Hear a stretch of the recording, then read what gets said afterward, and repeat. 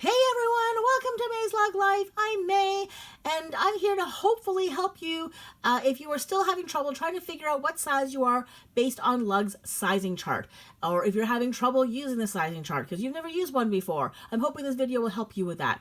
Before I go on, I just want to say I am not a seamstress. I am not like an expert in any way about taking measurements. The experience that I have and the knowledge that I have is based on me fitting kids in costumes for years using size charts. So I've been taking measurements on kids for decades and then having to use a sizing chart that the costume companies provided, and every costume company's got a slightly different sizing chart. So I've had to do this for ages, trying to make sure that I get costumes that fit my kids. And my track record's been pretty good. Occasionally I've had a couple issues. It's usually been things like the kid had a crazy growth spurt from between the day that I took their measurement to the day that their costumes arrived, and there've been a couple times where I got the numbers transposed, so I ended up getting their costume and it was way too big because I thought it was 32 as opposed to 23. So things like that. So anyways, I'm hoping that this will help you a little bit if you are still having trouble using the sizing chart. Now I know most of us will probably just use the small, extra small, all those numbers, so all those sizing, and then the numbers like the size 2, size 4. Most of us are probably going to be able to use that pretty accurately. But just in case you want to make sure, simply because, as we know, this is an online only thing. We're never going to be able to try this on. This is not something that you want to, sort of mess around with, especially with Lug's customer service being the way it is. Trying to even get a response is really difficult, let alone trying to actually get an exchange or a return. So if you don't want that headache, you want to make absolutely sure that the size that you're ordering is going to be the size that's going to fit you. It does help to actually use a size chart. Now, two things. The size chart that they're using, supposedly Amy had said a while ago that she's using the same sizing that QVC uses for their clothing, whatever that means. So if you are familiar with QVC clothing, I guess, all of their clothes are fit a certain way. So you're always a size large or a size 14 on a QVC. Then you'll probably be pretty safe ordering that same size in the Loungewear as well.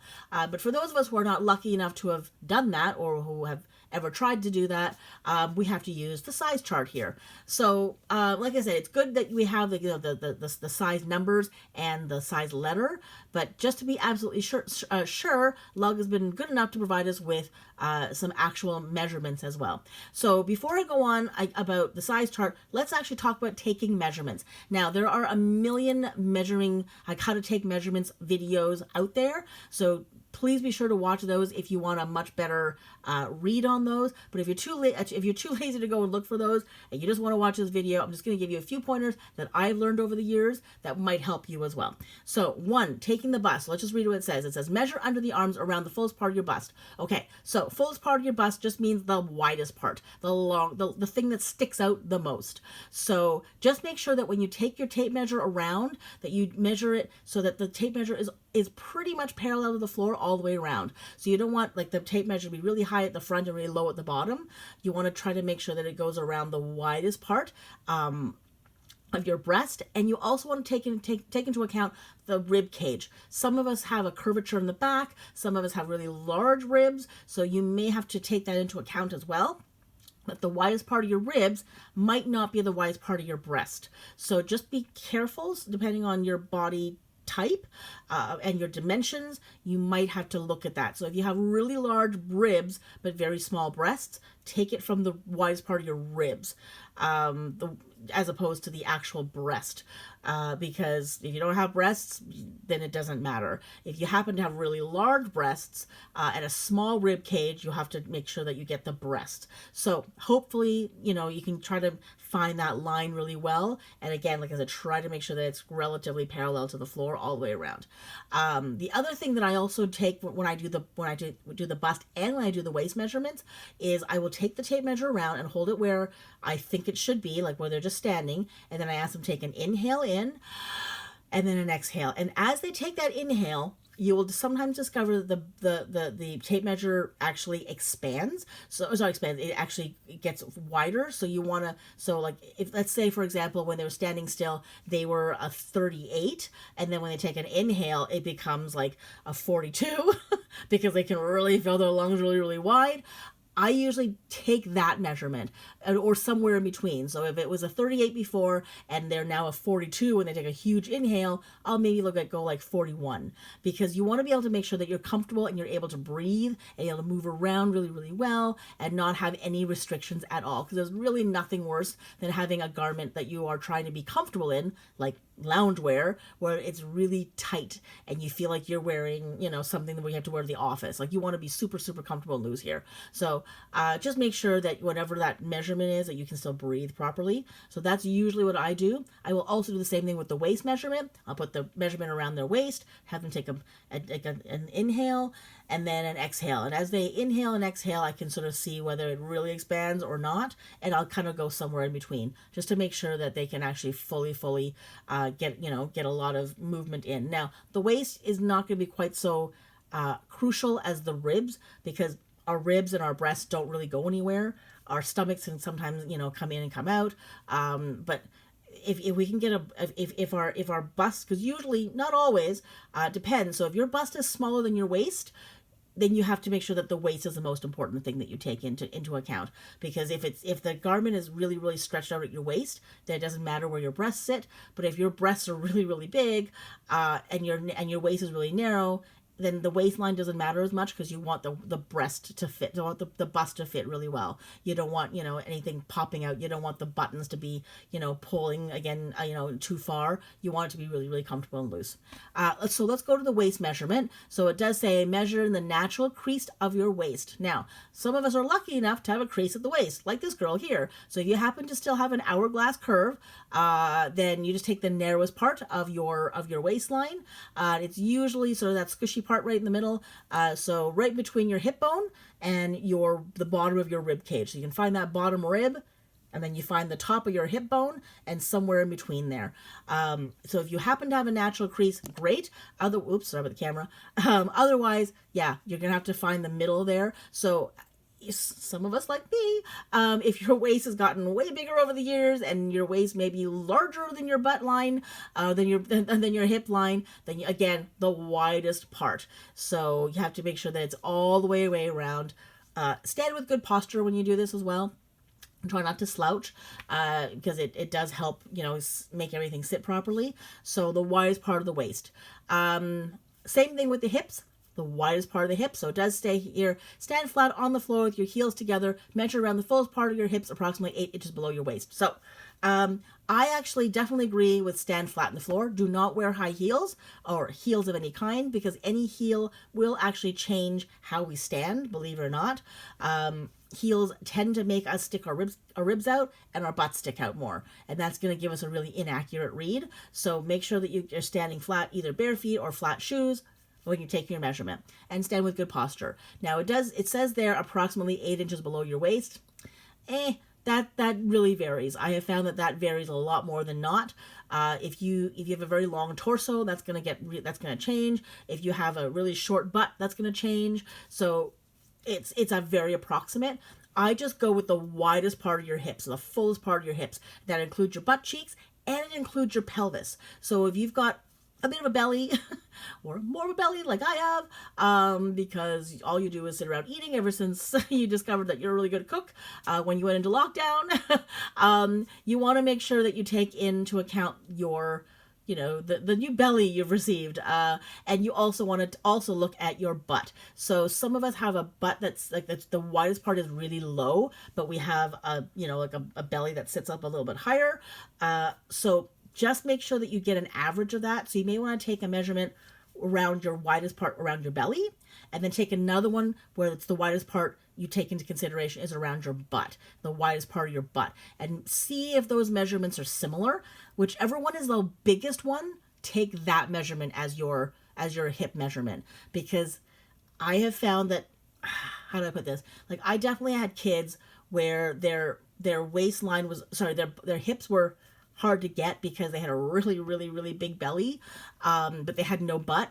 So the widest part should have been around their true hip line. But as it turns out, you really want to get their belly, because it hangs really, really low. So otherwise they're not going to be able to fit into their leotard. and it'll ride on them. So that was how I did it, and it seemed to work really, really well. So you just kind of take both measurements and you find out which one's the biggest one, and you go with that one. And certainly for for women, you want to make sure that everything is really comfortable, because that is the widest part of us usually, is our hips, and that's the thing where if we can't get our pants up to our hips, then they just don't work and they're really not comfortable. So that is a really important measurement to get as well. Okay, so but like I said, there's a million different videos out there, so please feel free to watch those. You're better off probably listening to those guys than me anyways.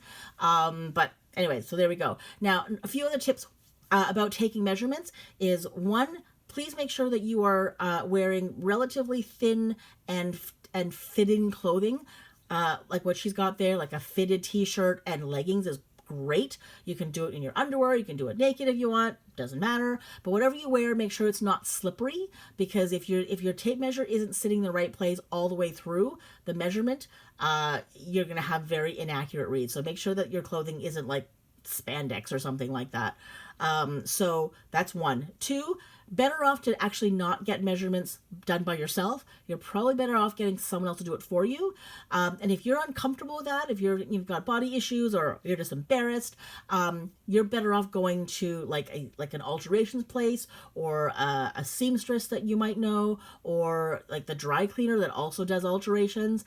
You're better off going to a third party, because sometimes when we try to measure ourselves, it's really difficult. You want to be able to see exactly where the measuring tape sits all the way around. And because we don't have eyes in the back of our heads, it's hard to make sure that when we take the tape measure across the back of us, we're actually doing it in the right place.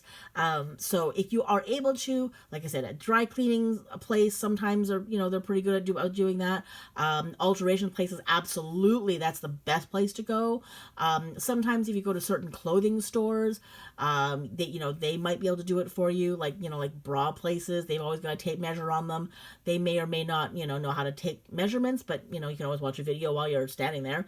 Now this is not something I think that they necessarily offer as a paid service. Some places might. You might find that there is a service fee for it, but it might be one of those things where they don't have a fee for it, so they might just do it for free. So you're better off to try to go to somewhere that you are a customer of already, because then it doesn't feel quite so awkward. So anyways, but those are the best places for you to get your measurements if you can't do it yourself, or if you don't know anyone in your immediate circle that you feel comfortable with. The other thing, and I think I mentioned this earlier, make sure that your shoes are flat and that you're comfortable in them, that if you happen to have one leg longer than the other or something like that, make sure that whatever shoes you've got on is going to take into account that you want to make sure that you're level. So if you happen to have, like I said, one leg that's shorter than the other by a significant amount, and you wear a lift, or you have an insole in your shoe, wear the shoes that you would wear with the insole, because you want to make sure that everything is as level as possible. What else is I going to say? Oh yeah, tape measure. Make sure you get a good tape measure. Don't use the little paper ones that you get like in those like sewing kits that you can get sometimes. The paper ones are awful. They're really just like to measure like fabric when it's sitting down. It's not really meant to go around body parts that are moving and round. Those things often will rip. You're better off just going to the dollar store, investing like $1 or whatever it is. Usually when you pay $1, you get 2 of them. And better yet, if you want to go to like a sewing place or a craft place, sometimes they'll have really fun ones, like different colors, and they retract, and sometimes they've got like the shape of sheep, or they look like giraffes or whatever it is, and they're really, really cute. So, and they usually only cost like maybe $1 more, and then you've got a tape measure forever, because those things will never go out of style. So really make sure that you get a good like sort of vinyl one, that you don't use the paper ones, especially like like I said, there's so many these days, and they come really, really crappy in these little sewing kits that we get. Okay, so there we go. So now let's look at the actual size chart. So you've taken your measurements, and you've written them down. Hopefully you write them down somewhere like really permanent, and keep that with you, because you don't want to be doing this more than once. So, you never know. Things might change on you. So, write that down and make sure you've got it. But you've got your measurements now, and you want to come to the size chart. So, if you want to ignore the small, medium, large, you want to ignore the size 2-4, all that stuff, and you just want to look just at the measurements, you want to make sure that you fit yourself based on the largest measurement you have. So for example, let's say your bust measurement is in the extra small range, but your waist measurement is in the small range, but your hip measurement is in the medium range.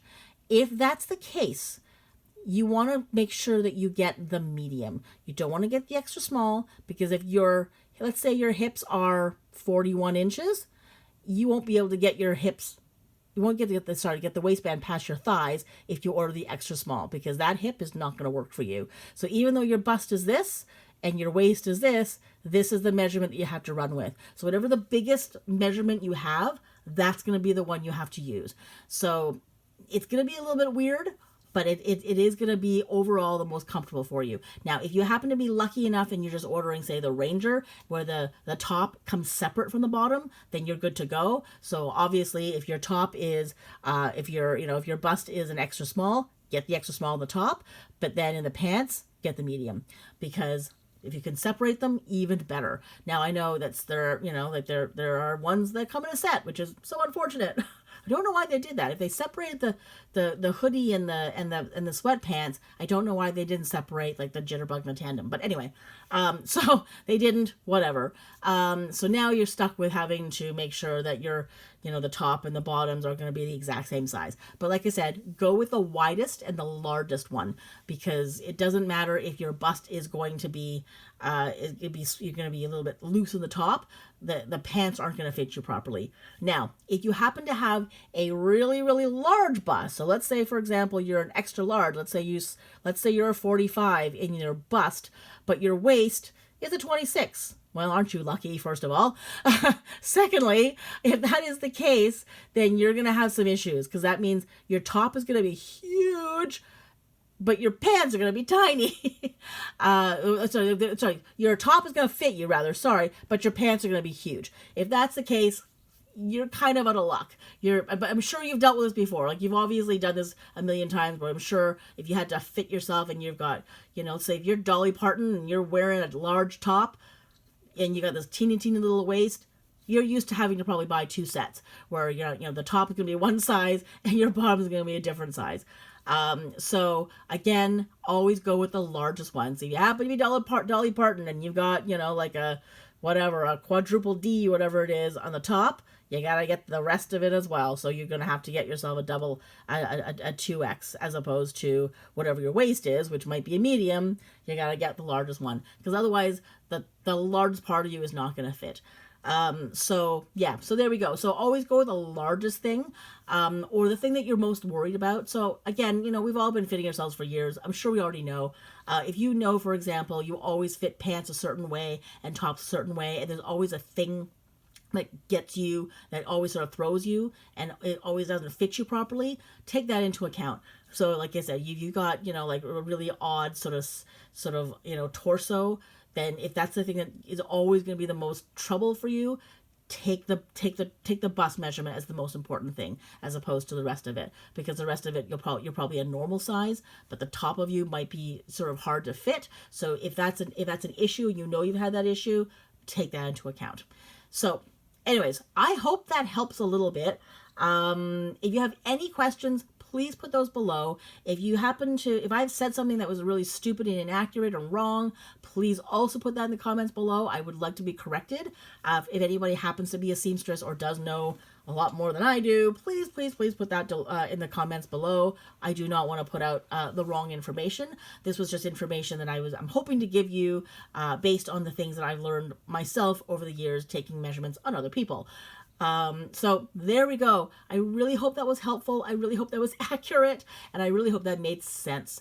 And I hope that helps you find the exact size that you need, so you don't have to return it and have to go through customer service, because that's just a nightmare. So there we go. That's the video. Thank you so much for watching. Take care. I'll see you next time.